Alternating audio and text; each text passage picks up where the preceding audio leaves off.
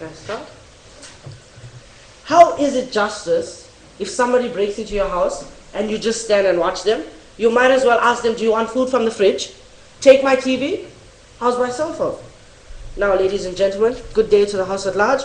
The motion brought forward for today's debate is that this House believes that a right to self-defense should include the right to use firearms against housebreakers. We, the government, define the motion as self-defense when their lives or lives of their loved ones are in a critical, threatening situation where physical force is not sufficient. They will be permitted to use handguns against the predators only as self-defense on their property. The policy by which the government has formed today is that the prerequisites, which include age, mental and physical disability, people will be screened and will have to obtain a firearm license. A gun will only be issued if the person has a safe, which will ensure when the gun is not in use, it is locked safely away. Lastly, a gun will only be issued to someone who is over the age of 18. They have a safe to keep the gun in, and they have not participated in any criminal activities before this. I'd like to now go on to my positive matter, which is preservation of justice. Now, ladies and gentlemen, if we look at the nature of criminals, right now, ladies and gentlemen, they give a damn about what the consequences may be, because they believe that they break into somewhere, they take what they want and they leave, because nobody defends themselves, or they can't defend themselves because they're not allowed to use a gun, because they can get incriminated for this, ladies and gentlemen. That is why we say that if the victims have the right to use a gun during a break-in, then the criminals will definitely back down in terms of they will be scared to firstly enter the property, they will be scared to trespass, they will be scared to try and harm these people, because now they can defend themselves, and there is a chance that the predator can get shot. Under that point, ladies and gentlemen, the victims are justified to shoot, ladies and gentlemen. If these people are entering their property and taking away their rights, they are infringing on the right of privacy, they are infringing on the right of life, they are infringing on the right of safety, ladies and gentlemen. Who is a criminal to just enter the property and harm somebody, ladies and gentlemen? They don't have the right to do that. So they are justified to kill, as they are justified to shoot in self-defense if they are going to be harmed, ladies and gentlemen. Under that point, self-defense is, if your life, we define self-defense as, if your life is in danger, you are more than allowed to defend your life and your loved ones. Yes, ma'am, go ahead. All right, thank you. So today we're debating if your life is in danger, but how do you know that your life is in danger when someone breaks into your home? Ma'am, if you would know if your life is in danger if somebody is breaking into your home. They're not supposed to be in your home if you don't invite them through the door. They're not supposed to be in there. If they have a weapon, your life is in danger. If they do not have a weapon, and if they're in your house, your life is in danger because they're not supposed to be there. I hope that answers your point, ma'am. Then, moving on to the point of the status quo, ladies and gentlemen. Right now, what is happening, ladies and gentlemen? The status quo of the country is that they are not allowed to use guns in self-defense. Now, this is not beneficial to the society because criminals are not afraid of this. They just come in, they do what they have to, and there is a possibility that they will shoot because they do not want to leave eyewitnesses. Which criminal is going to come in and say, hi, I came to rob you, I take your stuff and I go? They're definitely not going to do that, ladies and gentlemen. They do not want eyewitnesses. So, who's to say that they will not kill you? Now, if you have a gun and you stand and you have a gun in your self-defense, do you think it will be easier for the criminal to still kill you, ladies and gentlemen? Do you think it will be to trespass?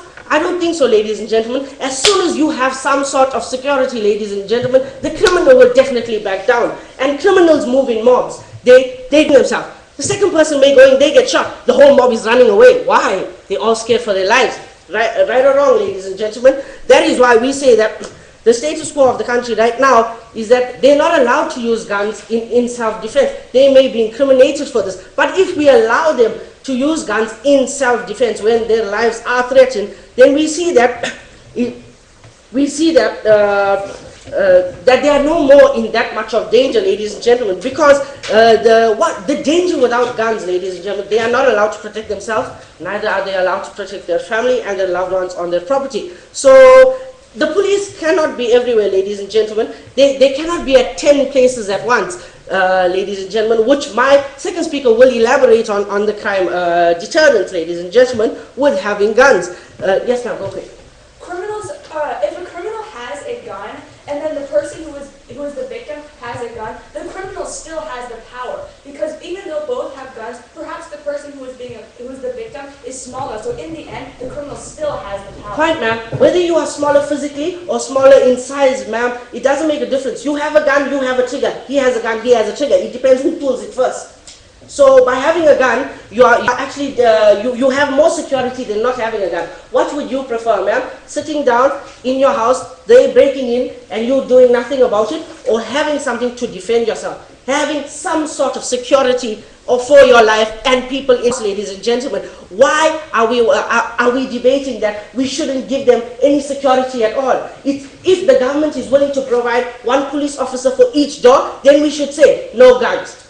But they're not doing that. Police can't be everywhere, ma'am. So that is why we say the guns should be used as self-defense, and they should be allowed to defend themselves. It is their right to defend themselves. It is their right to live. It is their right to be safe, and it is their right to live live the way they want to live on their property, ladies and gentlemen. We also of using guns, or should we say shoot to kill, has been implemented. Now what has happened when this law has been implemented, ladies and gentlemen? The country's crime rate definitely dropped. It was so high, but it practically just fell. Why? Because criminals were afraid to go against the rules of the country. Criminals were afraid to go to commit a crime. Why? Because the repercussions of committing a crime now in that country is you get shot.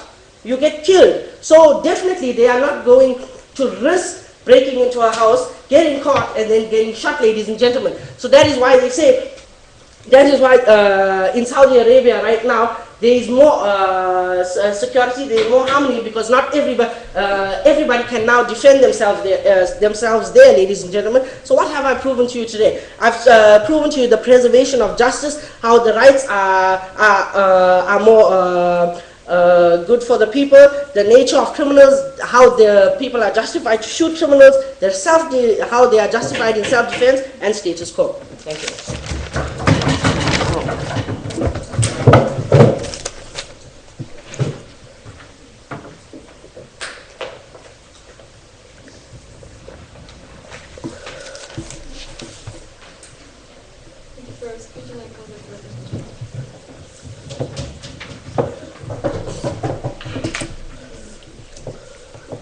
So, before I start refuting their points, I'd like to make an observation.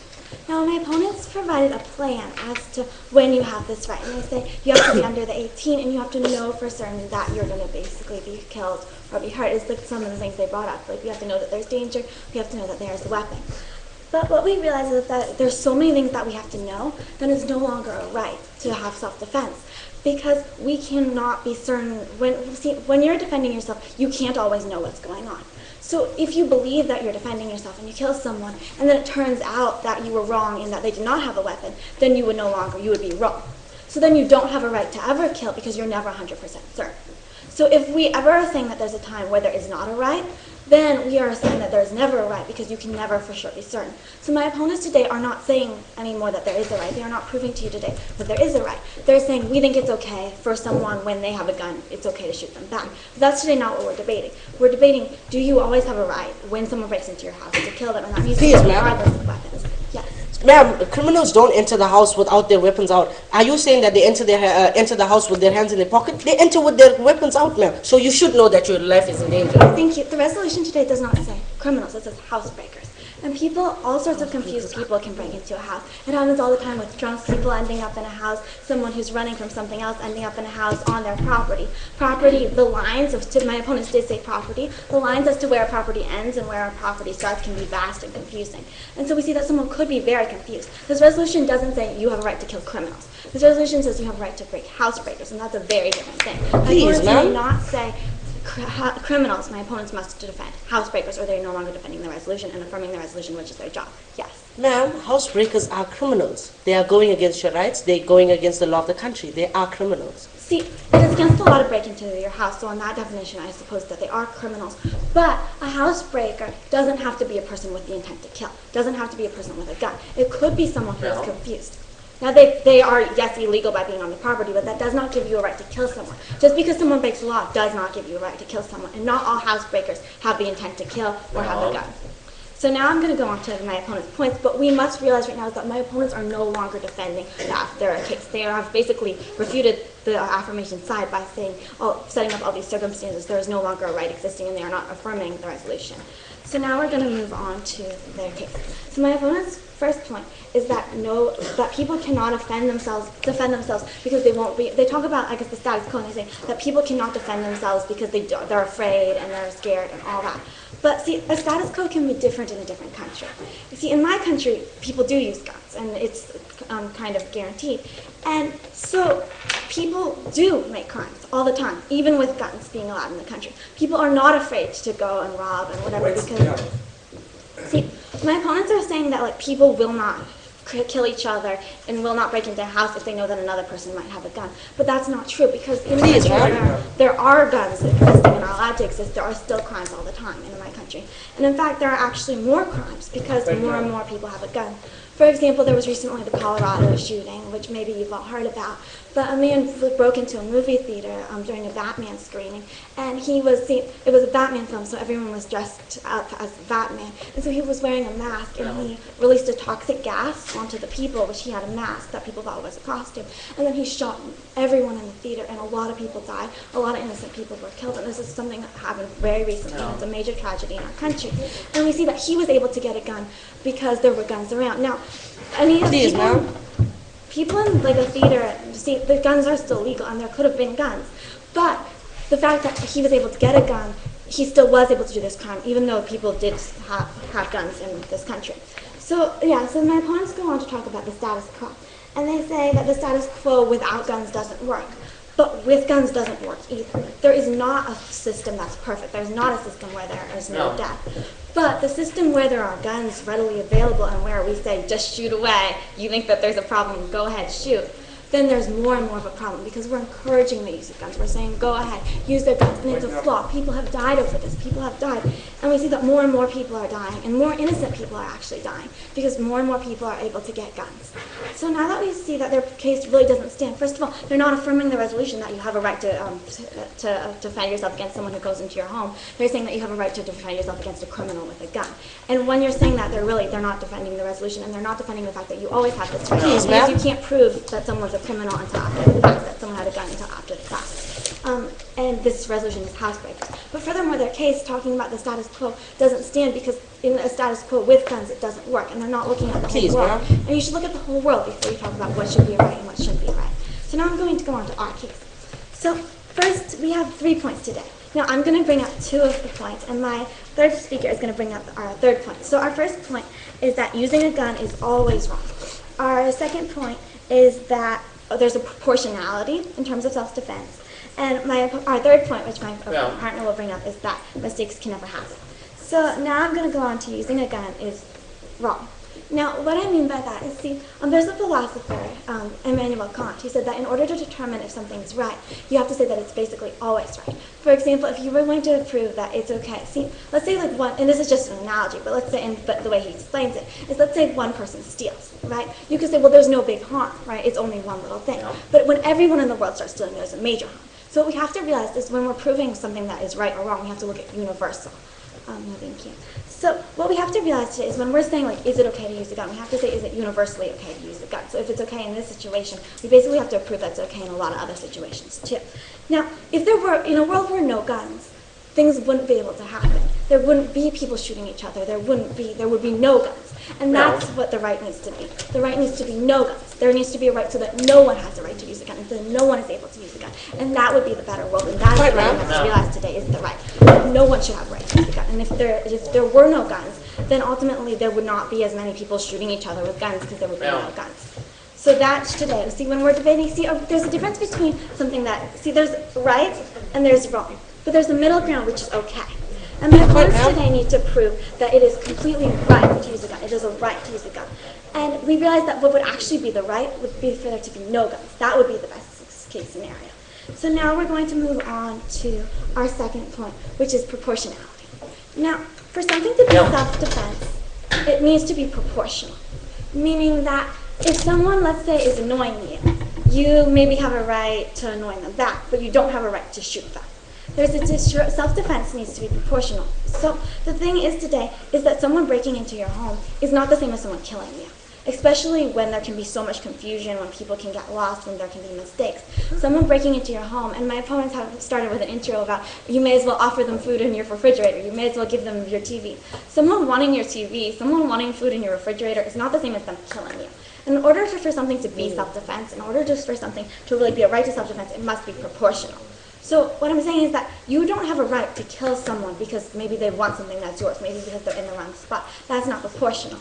And furthermore, there are a lot of better options. There are options such as calling the police. There are options such as maybe using physical force but not gun force. There are options such as having an alarm in your house so that the police will automatically be called if someone breaks in. See, there's so many other options. That would be better options. That would be a better way to defend yourself. So we see there are many ways to have self-defense. This is no longer self-defense. This is an attack. This is offense. This is, you've attacked me, I am attacking you, and I am doing it once and for all, and I am ending your life. That's what we're advocating today, and we see that that isn't what is good. That isn't what is moral. The best way to stop this situation, the best way to make things safe is not through this. Thank you.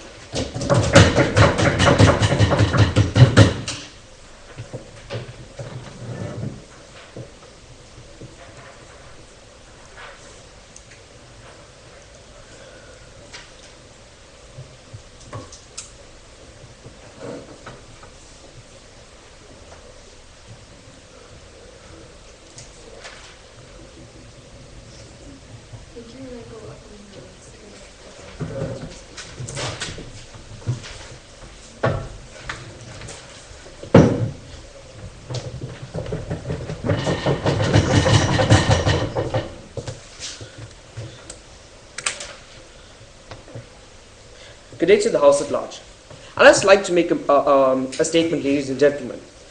Guns don't kill people, ladies and gentlemen. People kill people. I'd now like to continue with my rebuttal in today's case, ladies and gentlemen. We, the proposition, feel that, as we stated in our policy, which said opposition has ignored completely today in today's debate, ladies and gentlemen, we only use these guns as a last resort, and if else, everything else fails, ladies and gentlemen. We do not just shoot random people, ladies and gentlemen. We're shooting housebreakers who are breaking the law, which side opposition has completely failed to recognize that a criminal is someone who breaks the law. And breaking the law is trespassing, ladies and gentlemen. So we do not see how this could be completely ignored and how the opposition can be so ignorant to this point, ladies and gentlemen. Under the point of rights that my first speaker brought on, infringing the right of a citizen loses the right of the criminal, ladies and gentlemen. It is completely taken away from them. So what we see is that proposition should look more into this and stop completely relying on the rights of the criminal, saying that they have the right to life, because this is taken away when you break somebody else's right. No, thank you, sir. Under the point of status quo, ma'am, don't you think that having this put in place is a deterrent?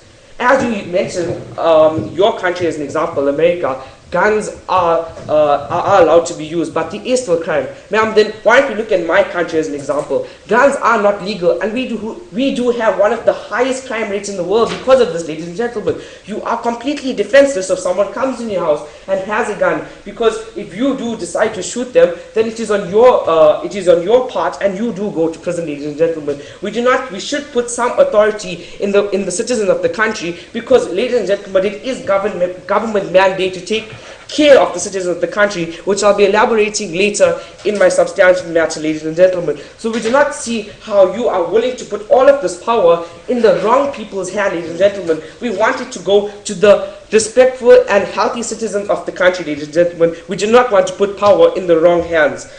Ma'am, what do you say about this point of Batman, ladies and gentlemen? We understand this was a crime, ladies and gentlemen, and we do acknowledge this. But what you fail to see is that, and what side opposition thinks is that all crimes are committed with guns that are licensed. And they have failed to acknowledge our policy stating that only if you have a license, if you do not have a license and you shoot someone in your house with an illegal firearm, ladies and gentlemen, this is illegal. So that point of the whole Batman story that took place in America is completely unnecessary and does not hold any water in today's debate, ladies and gentlemen. So we do not understand how this point could be brought up, as he did use an illegal firearm.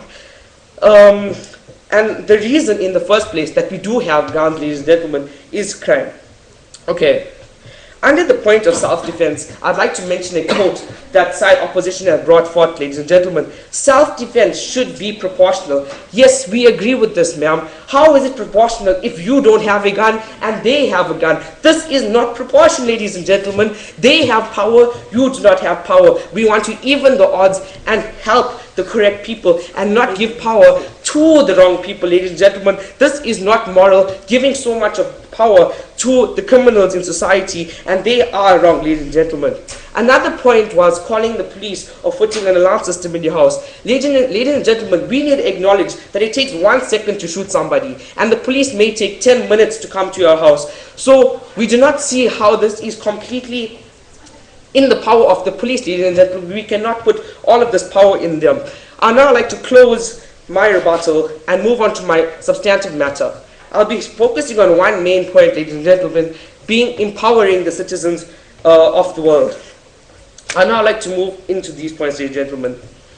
Under the point of buy-in, it'll be the citizens of the country will definitely buy in, and it'll make things harder for the criminals, ladies and gentlemen. By making things harder for the criminals, we cannot see how this will be negative. It will only be bringing out beneficial rights for the people, as it is their right to be safe in the country. And by not acknowledging this, we are giving all the power to the wrong people, as I've mentioned in my rebuttal, ladies and gentlemen. So we see that more emphasis should be placed on the rights of the people and not the rights of these criminals who are doing the wrong thing, ladies and gentlemen. Under this point, we see of the independence of people. We do not want, if you look at the example that my first speaker brought up, being one household per one policeman per household. If this was the case, then so on. We won't even have to have guns in society. It will only be placed on those of the policemen. But this is not in fact true. So we see that people have to be people have to have these guns with them, ladies and gentlemen. If there are 500 crimes taking place and there are only 300 police officers on duty, how do we solve all of these crimes, ladies and gentlemen? Police force is not absolute, and it does not work all of the time. People may be able to come to your house, take what they want, and shoot you, and then fled before the police arrived, ladies and gentlemen. We want to act immediately and save our families, ladies and gentlemen, immediately. And by doing this, we feel that the only way to do this is by providing citizens with firearms, only under all the legislation that my first speaker has brought up and spoke to you under our policy. Ladies and gentlemen, we feel that by giving them this power, it will decrease their vulnerability immediately, and you'll be able to protect your family, ladies and gentlemen. And that's all we want. What we see is government mandate to protect and provide your family and the citizens of the country. And by not allowing this, people should not depend on how long this comes into power. And as we see around the world, people are taking negative steps in order to protect their families and are going and accessing illegal firearms because it is a need. Ladies and gentlemen, people will not get these firearms to protect their families if it was a need. So if we do this legally, people will obviously have the correct power, and it will not be a negative thing in society, ladies and gentlemen. I would now like to move on to my second point and close my first point, being empowering citizens, and that being crime deterioration. what we see is that by implementing this policy in society, ladies and gentlemen, it will be changing perception of society at large, because people will now be scared to go into houses and commit these crimes, knowing that there is a consequence for this. You could lose your life, and nothing is more precious than life, ladies and gentlemen. So we see by allowing this, it will obviously solve the problem. And okay, we acknowledge the fact that it will not be 100%, would have no flaws. People will still continue to maybe continue petty crimes, etc. But we see that it will obviously be a deterrent, and a large deterrent at that, ladies and gentlemen. Every single case, every single policy implemented by government has its flaws, but we see that it will far outweigh that side opposition has brought forth today, ladies and gentlemen. As my first speaker mentioned, we see that we have a country like Saudi Arabia, which has one of the lowest crime rates in the world, ladies and gentlemen. Why is this? They have a strict law, and the consequences are severe, ladies and gentlemen. And by implementing this, we will be doing the same, decreasing the criminal activity in a country, and this is what we want, especially putting the power in the citizens, because indeed the citizens are the people we want to protect at large, ladies and gentlemen. So by doing this, we are acknowledging all the citizens' rights and taking away those rights to the people who are immoral in society. So people will obviously be scared to commit these crimes, ladies and gentlemen. Another point under this is that of people themselves are scared to shoot people because they are scared of the consequence themselves, the citizens, ladies and gentlemen, and they could be prosecuted for doing the right thing, and we do not want this, ladies and gentlemen. So how is this moral if by you protecting your family you go to jail? This is not something we want, ladies and gentlemen, and for those reasons I'd like to rest my case. Thank you.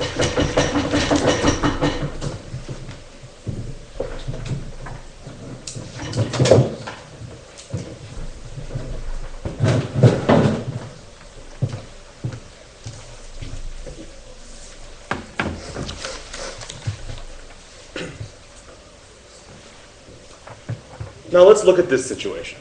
You're sitting on the couch, you're watching TV, and then someone knocks on the door. And then that person opens the door, and it's quite dark, you can't see what his face is. You see him holding something in your hand. And then you go to your handy-dandy hand arm that is right in your drawer next to him. Once he walks in, you shoot him in the face. He's lost his life, he's now dead.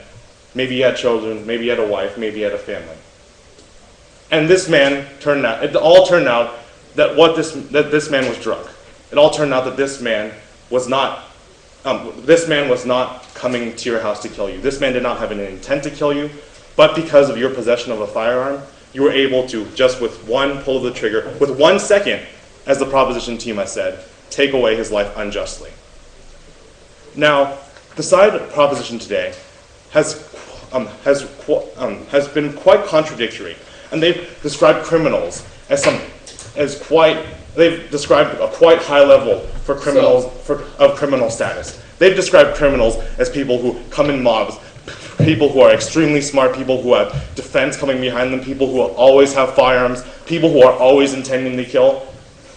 And that is definitely not true. Criminals do not go into houses to kill people. Criminals are not all smart. Criminals do not all have guns. Madam Speakers, criminals are not the high-level criminals that the proposition team has described. And not only are they not at such high level as the proposition team has described, they've limited the people that can defend themselves. They've argued constantly that they are advocating for the rights of all people to defend themselves. And yet, in their model, what have they done?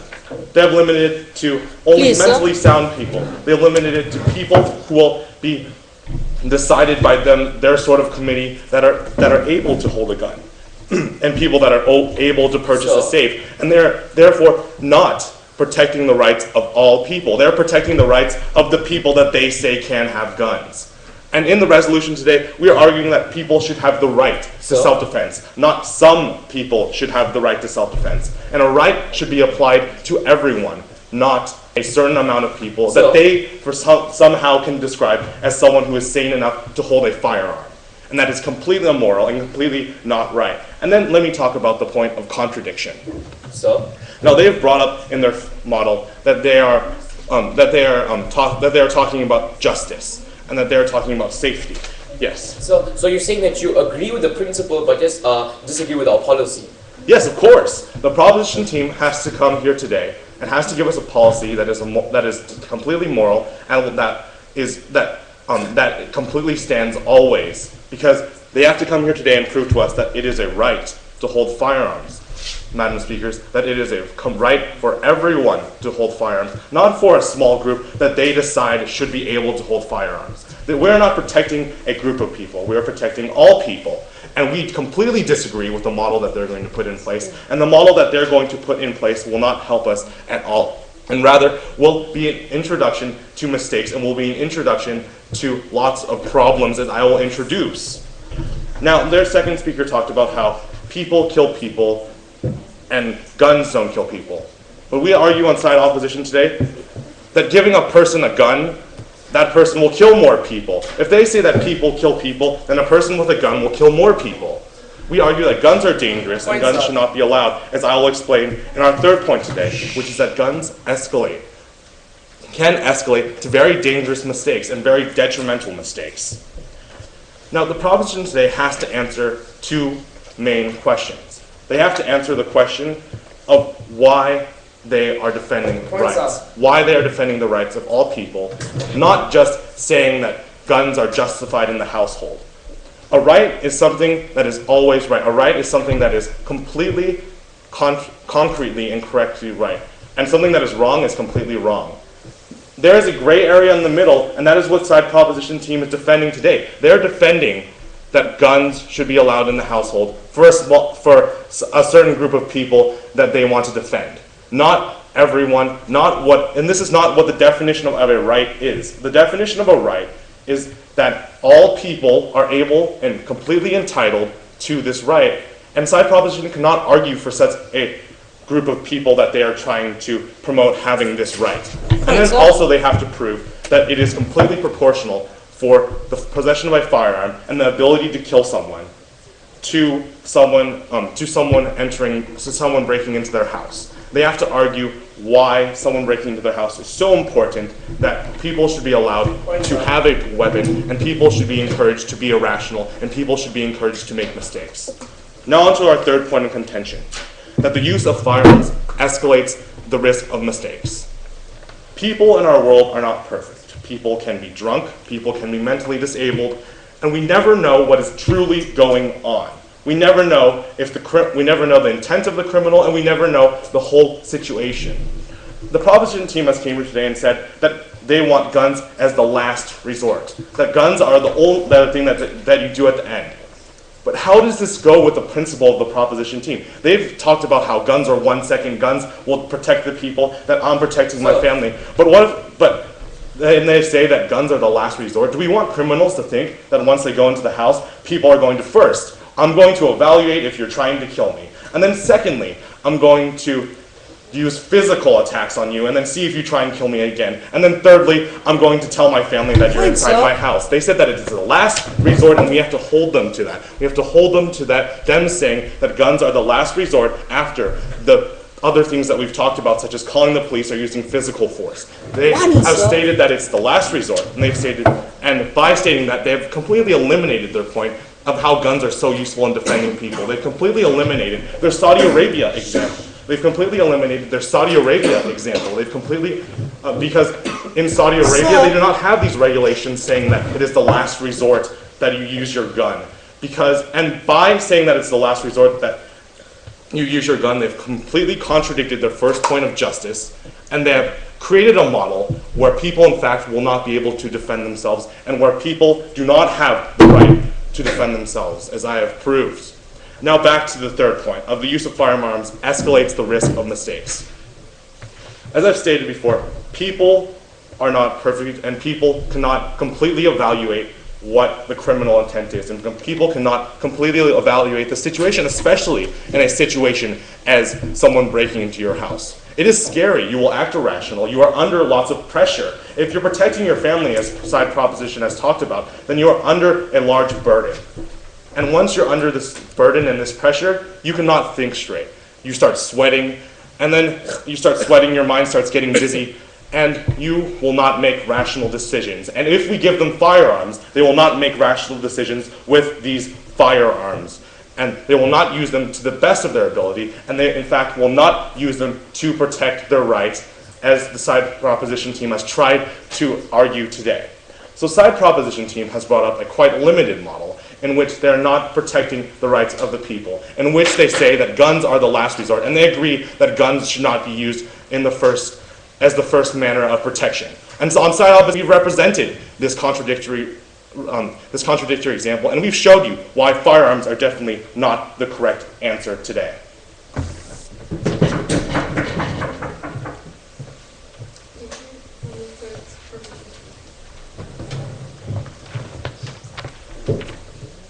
To take to the House at large, what we've basically seen in today's debate is an opposition who prefer to run a parallel debate rather than clashing with us. We see an opposition who agreed with the principle that no, firearms do protect people, but just disagreed with the policy, just disagreed with the practicality of the issue in saying that no, how can we discriminate against people with their right to safety, their right to freedom and use of firearms, by saying no, mentally sound people or physically shouldn't be able to get it and things like that. And we saw this whole major contradiction on their side of the House, which I'll get into later. So basically, I'm going to be dealing with two main questions in today's debate. One, is it justifiable? Is it efficient? And secondly, will it change the status quo? So firstly, let's go into opposition land, a world of confusion, contradictions, and unicorns. So firstly, on the issue of, on the question of is it justified? They seem to firstly have this whole disagreement in this terms of like a paradise that they wanted to live into, in saying that, you know what, guns are bad, guns are wrong, the world would be so much better without guns. We should just, one day maybe the guns will just disappear and everyone will be happy. But they fail to recognize the whole issue of the nature of guns and its use. And we see that we brought this forward in that what was the original intention of guns? Guns were made to protect people. Guns were made in order to we can protect ourselves. Guns were made in order to put criminals down. That's what guns were made for. We see that what happened in today's society is that guns has fallen into the wrong hands. The power of the gun, the power of protection has fallen into the wrong hands, and these people have abused guns. These people have abused guns and brought guns a bad reputation. And because of this, we see that the opposition's perception of guns has been skewed. Instead of looking at it as something that we use to protect ourselves, they've seen it only the way the criminals use it. They fail to recognize all the cases where policemen have used guns in order to save people, where policemen have used guns in order to stop crimes, etc. And we see that if policemen can use guns to this effect, then most certainly citizens should be able to, citizens whose lives are threatened, ladies and gentlemen. So we see that yes, guns are wrong. We hate guns, but we hate guns when they are in the wrong hands, ladies and gentlemen. When guns are in the right hands, they can be used to optimum, they can be used to benefit society. So we see that guns aren't always wrong. We see that when they're in the right hands and in the right situations, they can be beneficial for society. And on the issue of guns, saying, you know what, it takes 1 second to kill people. What the clash there was with the clash in saying that, you know what, we have a police force, we have alarms, we have a lot of alternatives. Our issue there was that a criminal could walk in and shoot you in 1 second, and whereas if you call the police, it probably would take 10 minutes. By the time they arrive there, the crime would already be committed and the criminal will be far away. So what we see is that yes, the police force is important, but coupled with citizens' right to have firearms would be much more beneficial to society. Yes, ma'am. So what happens when there's a mistake and you thought that someone was trying to kill them and you kill them and it turns out that you were wrong? Yes, ma'am. Yes, but you fail to recognize a policy, yes, which probably the policy wasn't absolute, but we see that under our policy, we recognize the fact that it will be only used as a last resort where physical means or where other means wouldn't be put into play. No, thank you, sir. And we see that after the firearm was used, there will be detectives, there will be investigations, and they completely ignored that in our policy. There will be investigations, just as when a police shoots a firearm, they investigate why did he shoot it, who did he shoot, and what is the reason. So we see that issue doesn't really stand in today's debate with the risk of mistakes. So we see that on the evaluation of policy comes into place in terms of detectives and things like that. Just like when police, as I mentioned already, when police do it, police also can make mistakes, ladies and gentlemen. That's the reason detectives are there. That's the reason investigations take place, because police make mistakes. But we see the mistake of a criminal entering your house and killing you is much worse than the mistake of you trying to protect yourself, ladies and gentlemen. So we see that the whole issue of the risk of a citizen having guns is maybe bad, but it's not as bad as not having a gun, ladies and gentlemen. So we see that that issue doesn't really stand. So secondly, on the issue of is it legitimate and can we recognize the practicality of who the housebreaker is? And we saw that if you look at the current situation in terms of self-defense, according to most world governments, if I'm not mistaken, deals with that you may use force to defend yourself if you're physically harmed, and if necessary, use brutal force that may cause injury or death. That is the current situation, and all we're saying that yes, we're going to improve the status quo. We're going to improve the status quo. But beside opposition's arguments, they keep the status quo as the norm, as it is normally, where we leave criminals with the power of guns in their hands. We leave criminals pointing you at gunshot and saying, no, it's worse if it's better if they have you at gunshot and you stand like this than you having a gun pointing back at them and leveling the playing field. So we see that they brought this whole thing of proportionate self-defense, and that really isn't proportionate, ladies and gentlemen. So we see that under the housebreaker, we see, yes, obviously, the law isn't absolute. In every case, the law isn't absolute. People may come drunk, etc., but we see that there are other laws in place for that. Like, for example, in our country, you're unallowed to drink in just any place. You have to be at home or in a drinking area, ladies and gentlemen. So we see that if citizens aren't complying to the law, then they put themselves at risk. A drunk person could be walking around and get knocked by a vehicle and die. So we see that because they've harmed themselves, they have put themselves at risk. So it doesn't really come into the gun issue, ladies and gentlemen. So closing up on that and moving on to rights, we see that they wanted this whole thing which I've stated already on proportionate self-defense. And what we brought in today's debate in seeing that how is it proportionate that a criminal has the power to commit crimes, but you don't have the power to protect yourself, you don't have the power to defend yourself, ladies and gentlemen. So we see that this whole thing of, if I point a fist at you, my right to freedom stops where your face begins. The moment I touch your face, my right to freedom goes away because I've sacrificed my right. We see that the law is there to protect people who obey it, ladies and gentlemen, and criminals do not obey the law. So they sacrifice the benefits. Why should they be reaping the benefits of the law when they are not under it, ladies and gentlemen? They aren't living under the law, ladies and gentlemen. So we see that the law is there to protect people. Citizens are living under the law. Thus, their rights are taken to a higher scale rather than the housebreaker, ladies and gentlemen. And we see that on the whole analysis, which was the main problem that opposition had with this, is that how do we know who is the housebreaker? How do we know when our life is in danger? We see that they thought that we are human beings without instincts, ladies and gentlemen. Obviously, if someone just enters your house, if they're running away from another crime, you aren't going to suddenly take out a gun from your pocket and shoot. We see that this isn't the case. Yes, sir. You've talked about taking out your gun to shoot, but your whole argument was based on who is first to shoot, and saying that guns are 1-second killers. So how can you say that? Yeah, but see, the whole point of who is first to shoot, is it better to have a person pointing a gun at you with you having nothing to do, or rather you having the ability to take out a gun and point it back at them? So clearly that's proportionate self-defense. So we're making you happy with what you want. So we see that, as I was saying, in terms of the criminal loses their right, and how do we identify the housebreaker? We see that, yes, the logic will have to be put in place, and as a policy stated, that only as a last means, as a last resort, where there is no other option would they be shoot. And also we mentioned that warning shots will be fired or injury shots will be fired instead of killing the person. So we see that just as guns with police aren't absolute, guns with citizens won't be absolute. But we see that even if it's not absolute, as long as it improves the status quo by even 1%, it's still an improvement, ladies and gentlemen. So we see, and that's what ultimately we want in today's debate. We want to improve the status quo. The status quo where police can't do everything, police aren't omnipresent, and society needs to be empowered. Society needs the ability to say, you know what, the government's giving me some leeway in order to take my life into my hands and not leave my life in the hands of a criminal, ladies and gentlemen. You see that criminals and housebreakers should be given this deterrent, and and citizens should be able to have the right to use firearms in the last minute resort, ladies and gentlemen. So we see that once again they had an issue with our policy, and they made a concession that they had problems with the way we are doing this, way they were discriminating against people, not giving everyone guns, etc. But they didn't have a problem with the principle behind it of people should have guns, and the only way for them to protect themselves better than the status quo is with guns. And even if it improves the status quo by 1%, it's still an improvement. Thank you.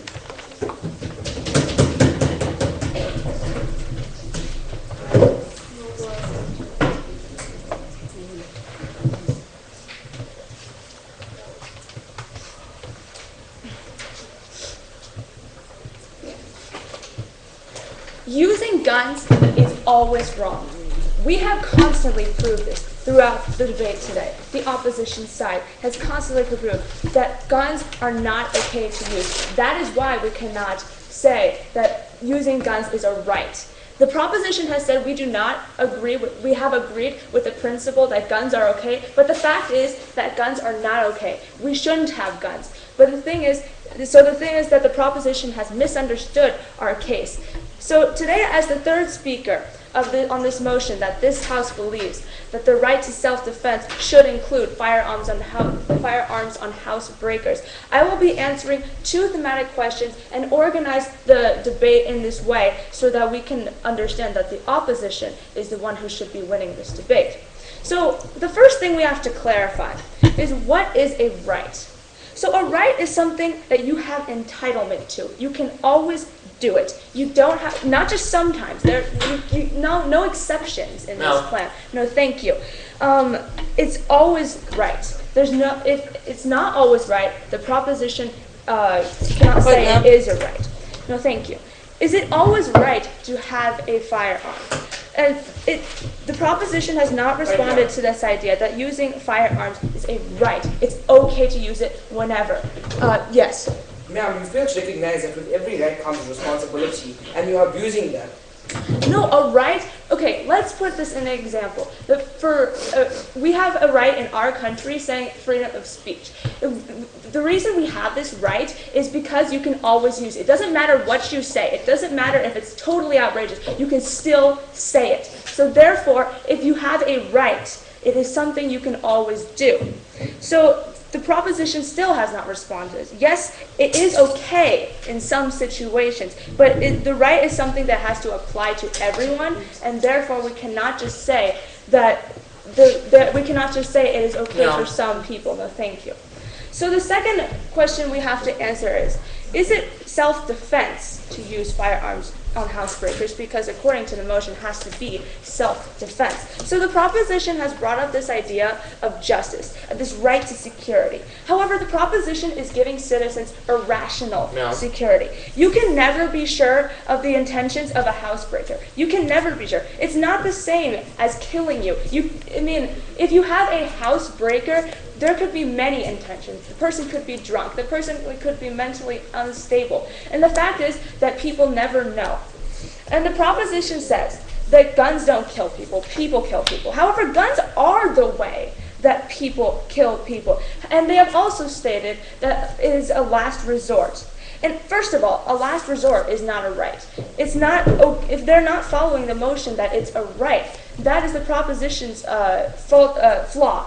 And the opposition has proven today that firearms are bad. Why are we giving citizens firearms if they are bad things? They are things that are used to kill people. This is not a good thing. And 1 second. The firearms are not the way to self-defend yourself, because firearms are a type of offense, not a defense. You are shooting someone. You are taking advantage of them. Yes. Ma'am, you guys keep on saying that guns are wrong, guns shouldn't be used. So are you saying that police should not have guns too? No, the difference between police and citizens is because police are trained. They are trained under these situations. They are trained to handle situations under pressure. While citizens, they don't know what they're doing. They're not used to this kind of thing. Where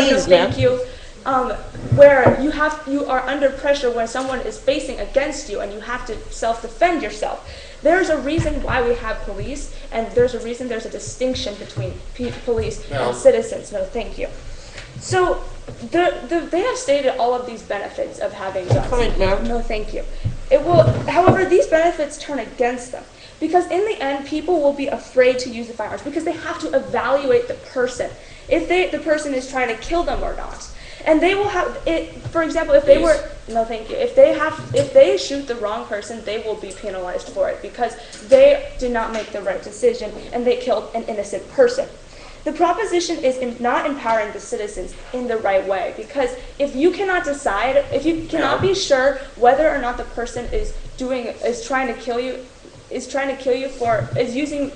the intention of killing you, then you could have, there are many loopholes in this. There's many faulty lines that can be drawn by the proposition.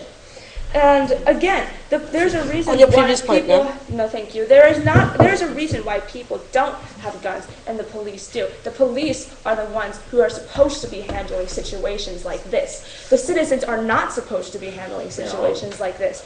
They're unable to handle this kind of pressure, and they are more likely to make a mistake because they are not trained. However, the police are less likely to make a mistake. Therefore, we need to trust them more. We cannot trust citizens to know what is right when someone is trying to kill them. No, thank you. So what has the opposition proven you today? We have proven that our 3 points, that using firearms is always wrong. It's a danger to the user. It's danger to the person who might be an exception to the rule, such as drunk, mentally unstable. No, thank you. And the second point we have proven is that mistakes can happen. You can never know what's going to happen in a situation like this. It could be anything, and especially when it's a housebreaker.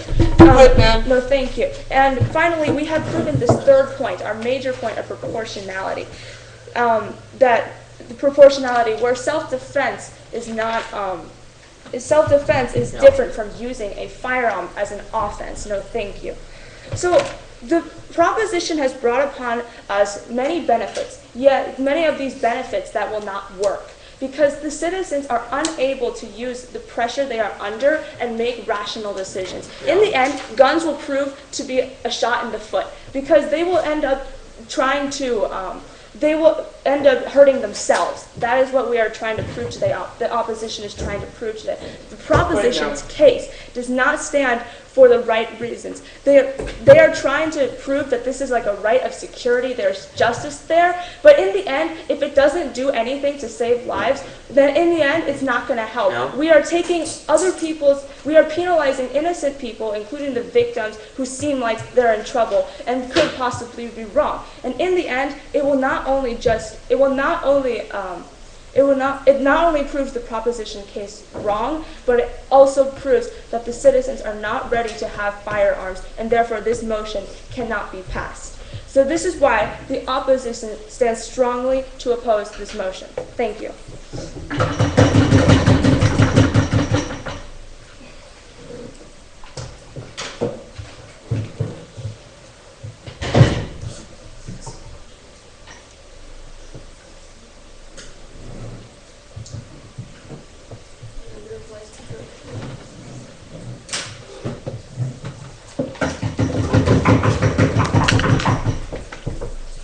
So this debate boils down to two things, the model and the principle. So first, I'm going to explain to you why today the model won't work and won't achieve the benefits that my opponents claim. And then I'll talk about why the principle itself as a whole does not work. So first we go into the model. Now my opponents are saying that criminals will be stopped because they'll be afraid to go into someone's home because they know that there can be a problem. They claim that crime won't happen anymore. But we see that none of those benefits will be achieved because the criminals actually won't be afraid. And let's look at to why. Now see, the person who would use the gun in their model would only be allowed to use the gun as a last resort. Now what that means is that when that goes into the jury system, that person would probably be convicted because how can they prove that it was a last resort? No one else is there really except for them and the criminal. So how can you prove that that was last resort? How can you prove that something else wouldn't have worked? So see, the person who is going to be shooting the gun would be afraid. So the criminal does know that they are very powerful in the sense that the person is still afraid, does still have fear. Now the other thing my opponents say is that the person needs to be able to prove that they're mentally stable to get a gun. So now that's going to bring up to the fact that when if they shoot the criminal, there's going to be questions of were they really mentally stable, and that's going to be debated. The other thing that's going to be debated under their model is did the person actually have a gun, and did that person actually have an intent to kill? So we see that all of the benefits that they claim are going to happen, they claim that people are going to feel safe, that people are going to be able to kill a criminal in their home and know that that's their right and so that crimes won't happen, will not be achieved because the crimes will still happen because they aren't providing the person with the right like they're claiming they're providing. They aren't giving them a right. They're giving so many different rules and so many only ifs that it's not a right anymore. It's a last resort type thing that isn't going to be upheld in court as a right. So we see that they're not giving people a right. They're giving people all these really, really nitpicky rules that are not going to give that person safety in court. And so they're not going to achieve any of the benefits that they're trying to achieve because these people will still be afraid. These people will still have this fear to shoot, to kill, and though they know that they don't have this right. So any benefit that they're claiming, that crime will be stopped, that criminals will be afraid, aren't upheld because of this model that they provided. The model is extremely faulty and is not going to allow any of the benefits that they achieve, and it doesn't actually uphold the principle that they're trying to uphold. Now, the principle that they're trying to uphold is that people should be able to defend themselves with guns, and that guns will make it so that crimes won't happen, is the principle that they're trying to uphold. But the model blocks that principle and makes that principle not possible. Now, my opponent said that we agreed with their principle. But we don't. I'll talk about what principle we do agree with. We do agree that innocent people, like innocent people who own homes, shouldn't be killed by criminals breaking into their homes. See, we do agree that. But the principle that these people should have guns and should be able to kill doesn't achieve the principle that we believe, which is that these homeowners shouldn't be killed. So let's talk about why. So first of all, the people who are in the home don't really know how to use a gun. They aren't trained. We brought up earlier that policemen are trained, whereas the people who are using this gun as citizens are not trained. So what stops a criminal who, my opponents keep on talking about these crazy, bloodthirsty criminals. What stops that criminal from being able to get that gun from that person, from being the stronger person, and then from the situation escalating, which now the criminal has another gun, or maybe the criminal has 2 guns. Now the criminal can kill. Now the criminal can be dangerous. See, the person who brought the gun into the situation is now in even more danger. See, my plan the principle doesn't work because more and more people become in danger because they believe that they're safe. So they walk around wielding a gun and saying, this is my last resort, but I'll shoot if I have to. And then it turns into a very dangerous situation, and we can't let that happen. This doesn't work in principle. But the other thing that really doesn't work is that, there are mistakes. There are mistakes within this situation. So at best, the principle doesn't work, even when it's upheld all the way, because there's still dangerous criminals. But the principle doesn't work within itself because of all the mistakes that can happen, because of all the mistakes that can be made, and because of all the people who end up killing other people. This is a major problem, and when my opponents are trying to create this principle, they must realize that in actuality, it doesn't work. So their model will not achieve the principle that they are trying to achieve, but the principle would not work even if they achieved it. Thank you.